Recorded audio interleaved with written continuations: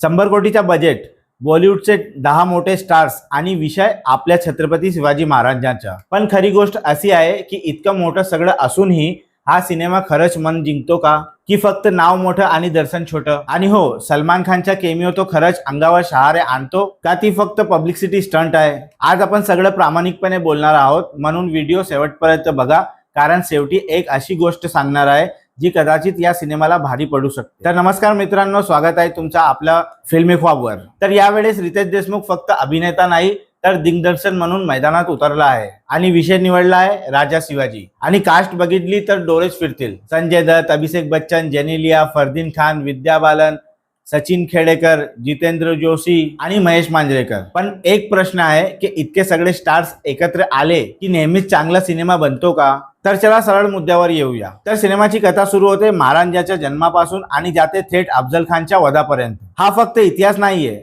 हा आपल्या भावना आहेत, आपला अभिमान आहे। काही सीन बघताना खरंच असं वाटतं की आपण त्या काळात गेलोय, त्या रणांगणात उभे आहोत। पण पेसिंग मध्येच सगळा गेम बिघडतो, इथेच सिनेमा थोडा अडकतो। तर रितेश देशमुख बद्दल बोलायला झालं तर त्याने खरंच पूर्ण मेहनत घेतली आहे। डोळ्यातला तो तेज, संवादातली ती ताकद सगळं जाणवतं। पण एक प्रामाणिक गोष्ट, आपण त्याला इतकी वर्ष कॉमेडी रोल्स मध्ये पाहिलंय की अचानक असा गंभीर अवतार एक्सपेक्ट करायला थोडा वेळ लागतोच। आणि हो, कंपॅरिझन तर होणारच शरद केळकर, अमोल कोल्हे यांच्यासोबत। आता येतो भाई मोमेंटवर, तर सलमान खानची एंट्री थिएटर लिटरली फाडून टाकते। पण मनात एक खटखट राहतं, इतका मोठा स्टार आणि त्याला फक्त केमिओ? भाऊ एक जबरदस्त ऍक्शन सीन दिला असता ना तर लोक वेडे झाले असते। बाकी कास्ट मध्ये अभिषेक बच्चन सरप्राईज देतो, खूप सॉलिड परफॉर्मन्स आहे। संजय दत्त ठीक आहे, पण जेनेलिया काही सीन मध्ये थोडी ओव्हर वाटते, ज्यामुळे सीनची सिरियसनेस कमी होते। तर आता थोडं टेक्निकल बोलूया। तर 100 कोटीचा सिनेमा आहे, मग एक्सपेक्टेशन तर हाई असणारच। काही व्हिज्युअल्स जबरदस्त आहेत, खरंच सिनेमॅटिक वाटतात।